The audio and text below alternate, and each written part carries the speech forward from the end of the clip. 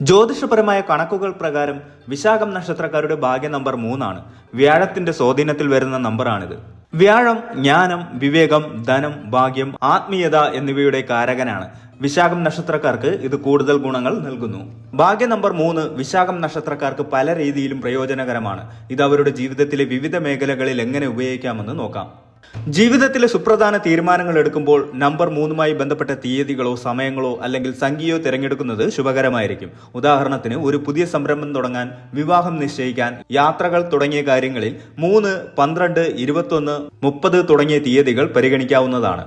Number 3 ധനത്തിന്റെ വർധനവിനെ സൂചിപ്പിക്കുന്നു. സാമ്പത്തിക നിക്ഷേപങ്ങൾ നടത്തുമ്പോൾ, പ്രത്യേകിച്ച് ദീർഘകാല നിക്ഷേപങ്ങൾക്ക് നമ്പർ 3മായി ബന്ധപ്പെട്ട തീയതികൾ അല്ലെങ്കിൽ തുകകൾ പരിഗണിക്കാവുന്നതാണ്.